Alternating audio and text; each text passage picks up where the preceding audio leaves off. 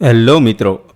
તો મિત્રો આપણે કંડક્ટર સ્પેશિયલ ઇંગ્લિશ ગ્રામર જે આપણે તમને પ્રેક્ટિસ માટે હું તમને ટોપિક વાઇઝ એમસીક્યુ આપીશ અને આપણે તમને પીડીએફ પણ મળશે જેમાં ડિટેલ સાથે તમને મળશે કે સાચો આન્સર કેવી રીતે આવ્યો છે. તો તેની સમજૂતી સાથે હું તમને પીડીએફ પણ આપણે મળશે. જેને કંડક્ટરનો કોર્સ પરચેસ કરેલો છે તેની અંદર તેમને મળી જશે. આપણે યુટ્યુબની અંદર ડેમોની અંદર આ લેક્ચરમાં આપણે 20 પ્રશ્નો એમસીક્યુ જોવાના છીએ અને બાકી જે કંડક્ટરનો કોર્સ પરચેસ કરેલો છે તેમને આ 50 એમસીક્યુ તેમને પ્રેક્ટિસ માટે મળશે વિથ સોલ્યુશન. તો જે મિત્રોને જોડાવવું હોય તે જોડાઈ શકે છે. આપણે ટોપિક વાઇઝ દરેકના હું તમને આવી રીતે પીડીએફ આપતો જઈશ. જેને કંડક્ટરનો કોર્સ લીધેલો છે તેમને તેનો કોર્સની ફીસ માત્ર 149 છે. આ પણ લિમિટેડ ઓફર છે. ત્યાર પછી હવે ડાયરેક્ટ સીધા મિત્રો 299 થઈ જશે. આ લાસ્ટ પ્રાઇસ છે આપણી, બરાબર. તો 149 આપણે કોઈ ફિક્સ ડેટ નથી નક્કી કરી કે ક્યાં સુધી 149 રહેશે, પણ 1-2 દિવસમાં ફિક્સ કરી દેવામાં આવશે અને તેને જાણ પણ કરી દેવામાં આવશે. જે મિત્રોને જોડાવવું હોય તે ફટાફટ જોડાઈ શકે છે. હું હવે ગુજરાતી ગ્રામર, ઇંગ્લિશ ગ્રામર જેવી રીતે સમય મળતો જાય છે તેવી રીતે હું મટીરિયલ તૈયાર કરીને હું તમારી સામે પીરસતો જાઉં છું, બરાબર. તો આજે ઇંગ્લિશ ગ્રામરનો થોડો ટાઈમ મળ્યો છે તો ઇંગ્લિશ ગ્રામર આપણે તૈયાર કરેલું છે તો હું તમને સમજાવું છું, બરાબર. તો ચલો મિત્રો આપણે શરૂ કરીએ. તો સૌથી પહેલો પ્રશ્ન શું કહે છે કે નીચેનામાંથી કયું કલેક્ટિવ નાઉન, કલેક્ટિવ એટલે સમૂહવાચક નાઉન. મિત્રો આ નાઉનનો લેક્ચર છે. આ બધી ખાલી જગ્યા નાઉનની છે, બરાબર. એમસીક્યુ બધા જે છે બધા નાઉનના છે, એટલે નાઉનનો ટોપિક આપણે અહીંયા કવર કરેલો છે. તો કલેક્ટિવ નાઉન નીચેનામાંથી કયું છે? તો આ ફ્લીટ જે છે એ કલેક્ટિવ નાઉન છે. કેમ? તો કે કલેક્ટિવ નાઉન કોઈ આખા સમૂહનો નિર્દેશ કરે છે. શું? આખા સમૂહનો નિર્દેશ હોય. તો ફ્લીટ એટલે શું થાય? તો ફ્લીટ એટલે વાહન કે વાહનોનો સમૂહ, જેને ઇંગ્લિશમાં શું કહેવાય? ફ્લીટ કહેવામાં આવે છે. આ ઓનેસ્ટી જે છે તે એક ભાવવાચક, આ ઓનેસ્ટી જે ભાવવાચક સંજ્ઞા છે, બરાબર, નાઉન છે. આયર્ન જે છે તે દ્રવ્યવાચક છે અને ટીચર જે છે તે જાતિવાચક છે. તો આપણો સાચો જવાબ આવશે ઓપ્શન બી, ફ્લીટ, જે કલેક્ટિવ એટલે કે સમૂહવાચક સંજ્ઞા છે. ત્યાર પછી બીજો એમસીક્યુ જોઈએ કે આ વાક્યમાં એબ્સ્ટ્રેક્ટ નાઉન, એબ્સ્ટ્રેક્ટ એટલે ભાવવાચક નામ ઓળખાવો. તો વાક્ય છે his courage saved the day. તો આમાં કયું એબ્સ્ટ્રેક્ટ નાઉન છે? તો જે આ કરેજ જે છે આ કેવું નાઉન છે? એબ્સ્ટ્રેક્ટ નાઉન છે. તો એબ્સ્ટ્રેક્ટ નાઉન એટલે શું? તો કે એબ્સ્ટ્રેક્ટ નાઉન એક એવા ગુણ, ભાવ કે વિચારને દર્શાવે છે જેને સ્પર્શી શકાતું નથી, તેને અનુભવી શકાય છે. જેને 5 ઇન્દ્રિયોથી સ્પર્શ કે જોઈ શકાતું નથી, એટલે કે તેને સ્પર્શ કે જોઈ શકાય નહીં, તેને અનુભવી શકાય, બરાબર. તો આપણે અહીંયા ઓપ્શનમાં આપણને કરેજ આપેલું છે. કરેજ એટલે હિંમત. તો હિંમતને સ્પર્શ ન કરી શકાય અથવા એને જોઈ ન શકાય. એને શું? હિંમત તમે અનુભવી શકો કે આનામાં હિંમત છે, પણ કેવી છે, કેટલી છે એ તમે ન કરી શકો, બરાબર. તો આને અનુભવવાની વસ્તુ છે, એટલા માટે તે એબ્સ્ટ્રેક્ટ નાઉન છે. તો આમાં એબ્સ્ટ્રેક્ટ નાઉનનું કયું આન્સર આવશે? Option C, courage. ત્યાર પછી ઘાટા અક્ષરે લખેલો શબ્દ કયા પ્રકારનું નાઉન છે? તો અહીં તાજમહેલ જે છે, આ Taj Mahal Taj Mahal is located in Agra.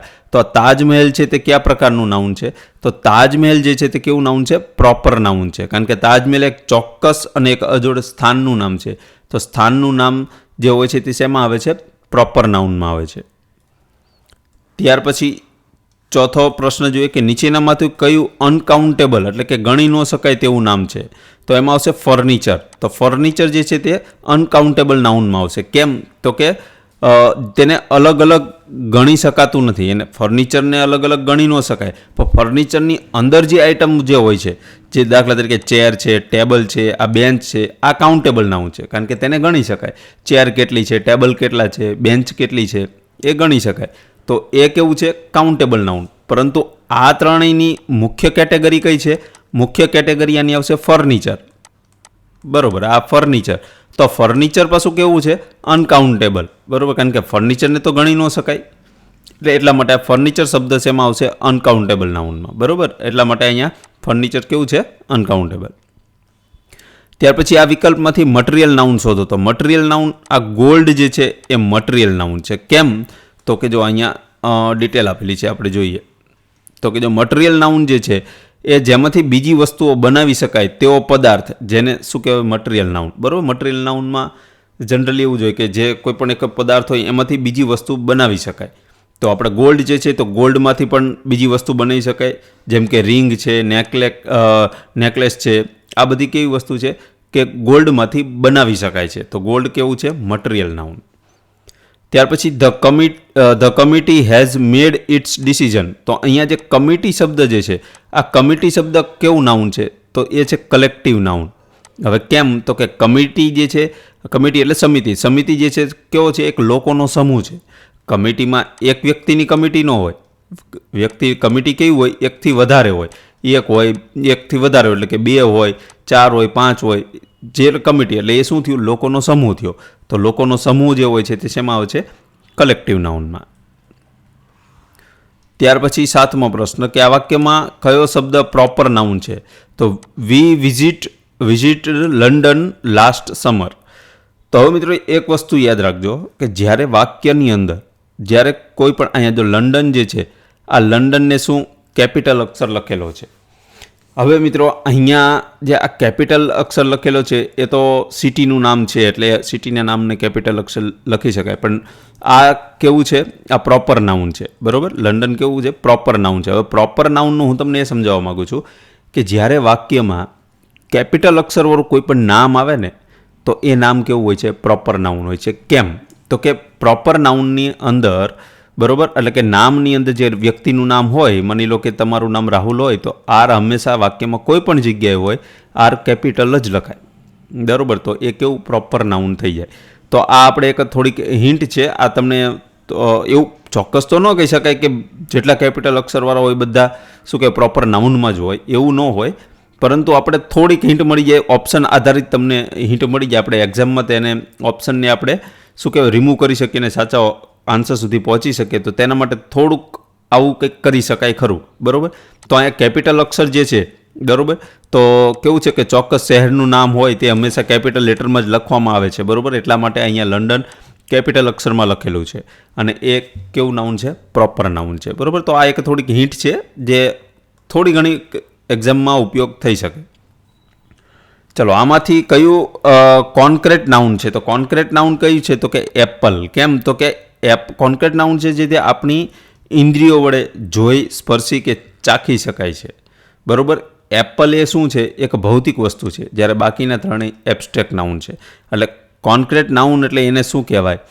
તો કે તમારી ઇન્દ્રિયો વડે તમે જોઈ શકો, સ્પર્શી શકો, તેનો સ્વાદ લઈ શકો, એટલે કે ચાખી શકો. તો એપલ જે છે એને આપણે ઇન્દ્રિયો વડે જોઈ શકીએ છીએ, એને સ્પર્શી પણ શકીએ છીએ, એનો સ્વાદ પણ લઈ શકીએ છીએ.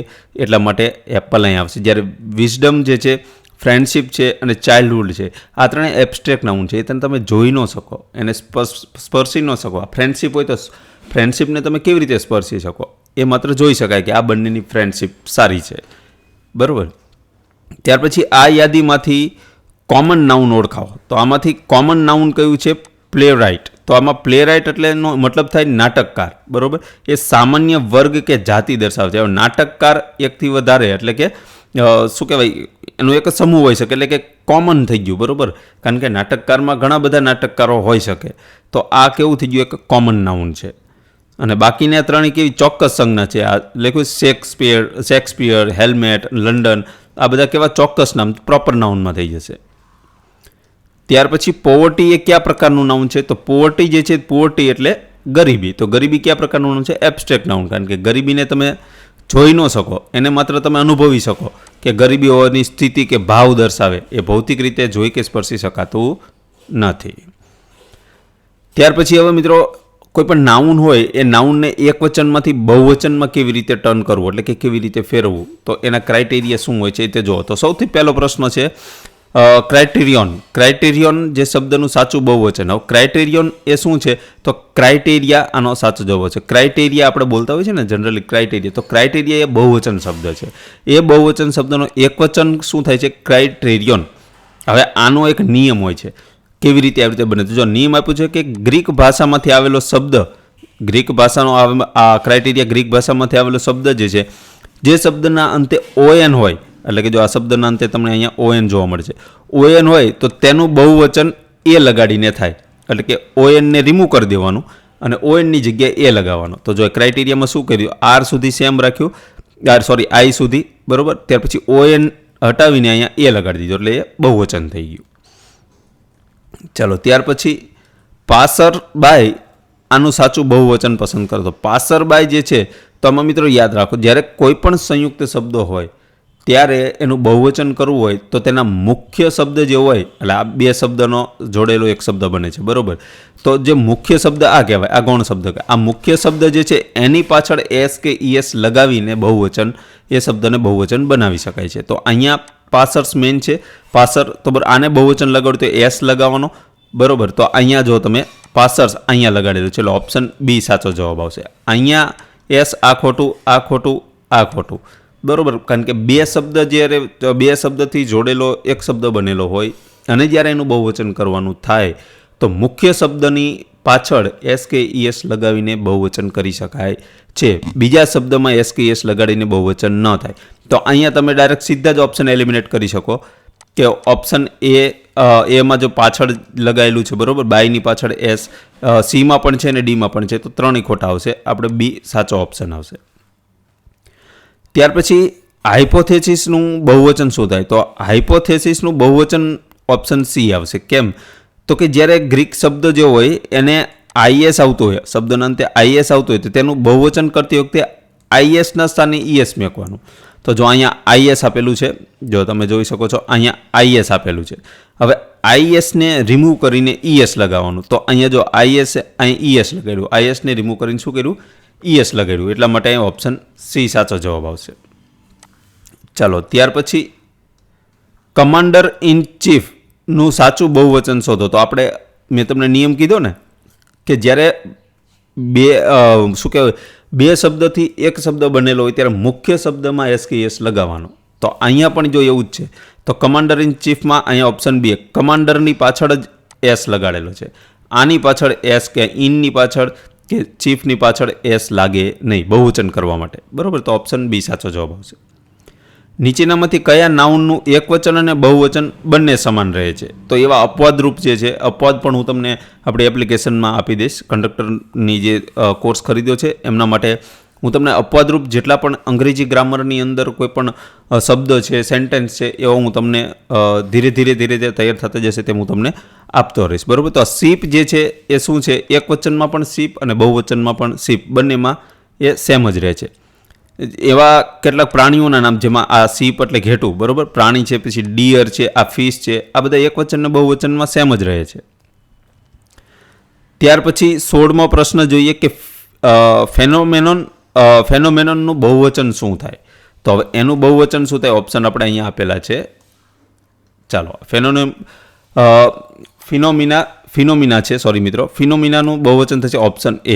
તો કે ફિનોમિનામાં શું થાય? તો કે જ્યારે ઓએન, ગ્રીક શબ્દની પાછળ ઓએન નીકળીને બહુવચનમાં એ લાગે. આપણે અગાઉ આ શીખા ને આપણે ક્રાઇટેરિયામાં, જો અહીંયા જ તે અહીંયા, બરાબર, 11મા પ્રશ્નમાં જો અહીંયા ઓએન કાઢીને શું લગાવ્યો? એ લગાવ્યો. તો એ જ વસ્તુ અહીંયા થાય છે, બરાબર. તો ઓએન કાઢીને ફિનોમિના, અહીંયા ઓએન હતો, અહીં એ કાઢીને ઓએન કાઢીને એ લગાવી દીધું, એટલે તેનું બહુવચન થઈ ગયું. ત્યાર પછી સેફ શબ્દનું બહુવચન શું થાય? તો સેફ શબ્દનું બહુવચન માત્ર એસ લગાવીને બહુવચન તેનું કરી શકાય. તો સામાન્ય રીતે એફવાળા જે વાક્ય હોય છે તેને એફ કાઢીને વીએસ થાય, પરંતુ ફ્રેન્ચ ભાષામાં આવેલો જે શબ્દ સેફ છે, જેવા શબ્દોમાં માત્ર એસ જ લાગે છે, એટલે આ અપવાદરૂપ કહેવાય ને તમે, એવા બધા શબ્દો છે. હવે મિત્રો, અપવાદ એટલે આપણે સામાન્ય રીતે અપવાદ કહીએ છીએ, પણ તે ભાષાના આધારે હોય છે. ફ્રેન્ચમાં જો આપણે કીધું ને કે ફ્રેન્ચ ભાષામાં આ માત્ર એસ લાગે છે, ગ્રીક ભાષામાં ઓએન કાઢીને એ લગાવવામાં આવે છે, તો એના આધારે નિયમો પર એટલું ડીપમાં તો આપણે જવાનું નથી, બરાબર. એટલા માટે આપણે એને અપવાદ કહીને તેને યાદ કરી લેવાના. ત્યાર પછી ફોકસ શબ્દનું સાચું બહુવચન શું થાય? તો કે એ ને બી બંને, જો અહીંયા આન્સર કીમાં તમને એ ને બી બંને આવે છે. અહીં ફોકસીસ અને ફોકી. તો આ ફોકસ જે છે એ અંગ્રેજી નિયમ મુજબ તેનું બહુવચન ફોકસીસ એટલે ઈએસ લગાડીને થાય, પણ લેટિન નિયમ મુજબ તેને ફોકી જે છે તે ફોકસનું બહુવચન બને છે. તો પરીક્ષામાં કદાચ એવું પૂછાય નહીં, પણ તો આપણે ધ્યાનમાં હોવું જોઈએ, બરાબર. એવી જ રીતે 19મો પ્રશ્ન છે કે રેડિયસનું બહુવચન, એમાં પણ બે થાય છે, એ અને બી બંને, રેડિયસીસ અને રેડી. તો એ જ લેટિનમાં રેડી થાય છે અને અંગ્રેજીમાં રેડિયસીસ થાય છે. ત્યાર પછી છેલ્લો પ્રશ્ન જોઈએ કે નીચેનામાંથી કયું નાઉન હંમેશા બહુવચનમાં જ વપરાય છે? તો બહુવચનમાં નાઉન આ સીઝર છે. આ સીઝર જે છે તે બહુવચનમાં જ વપરાય છે. એમાં સીઝર શબ્દ ક્યારેય એક વચનમાં વાપરી શકાય નહીં. એટલે કે જ્યારે સીઝર શબ્દ યુઝ થયેલો હોય ત્યારે તેને ક્રિયાપદનું અહીંયા બહુવચનનું જ રૂપ મૂકી શકાય, બરાબર. એમ ઇઝ આરમાંથી આર જ આવે, બીજું કાંઈ ન આવે, કારણ કે એ બહુવચનનું જ નામ છે, એક વચનમાં યુઝ જ ન થાય. તો જ્યારે બે સમાન ભાગ ધરાવતી વસ્તુ હોય, માની લો કે સીઝર એટલે કાતર, બરાબર, કાતરના બે પાંખડા હોય, એ બે પાંખડાને જોડીને બનાવેલી આ શબ્દ છે સીઝર. ત્યાર પછી છે ટ્રાઉઝરમાં બે પાંસિયા હોય ને આપણે. ત્યાર પછી છે સ્પેક્ટેકલ્સ ચશ્મામાં પણ કેવા બે કાચ હોય, બરાબર. તો આ વસ્તુ હંમેશા બહુવચનમાં જ રહે, આનું ક્યારેય એક વચન ન થાય. જ્યારે આ ન્યૂઝ જે છે, આ ન્યૂઝ હંમેશા એક વચન, તમને લાગે બહુવચન પણ એ છે એક વચન. ત્યાર પછી મેથેમેટિક્સ, આ પણ એક વચન છે. આ મેથેમેટિક્સને આ શું છે, પાછળ એસ લાગેલો છે, પણ બહુવચનનો એસ નથી, આ એવું નામ જ છે. આ ન્યૂઝ પણ એવું છે, એસ લાગેલો છે એટલે બહુવચનનો એસ નથી, આ નામ છે. નોર્થ, ઈસ્ટ, વેસ્ટ અને સાઉથ, એવી રીતે ચારે દિશાનો એક શબ્દ જોડીને બનાવેલો શબ્દ ન્યૂઝ છે, એ બહુવચનનો એસ નથી, બરાબર. તો આવા નિયમ આપણે નાઉન માટે જોઈએ. તો મિત્રો હવે આ 20 પ્રશ્નો છે, તમને આવી 50 પ્રશ્નોની પીડીએફ તમે અત્યારે વિડીયો જોવો છો તો અત્યારે તમે એપ્લિકેશનમાં જોશો. જે મિત્રો કંડક્ટરને કોર્સ પરચેસ કરેલો છે તેમને અંગ્રેજીનો ફોલ્ડર આપણે બનાવેલું છે, એમાં આપણે 1000 વોકેબ્યુલરી પણ મેકેલી છે, એ પણ ધીરે ધીરે મિત્રો તૈયાર કરતા જજો, બરાબર. અને ત્યાર પછી આ નાઉન ફોલ્ડર પણ બનશે, નાઉન ફોલ્ડરની અંદર તમને આ 50 પ્રશ્નોની પીડીએફ પણ તમને મળી જશે. તો ચલો મિત્રો, આપણે એ વિડીયો અહીંયા પૂરો કરીએ છીએ. જે મિત્રોને જોડાવવું હોય તે ડિસ્ક્રિપ્શનમાં લિંક આપેલી છે. જય હિન્દ.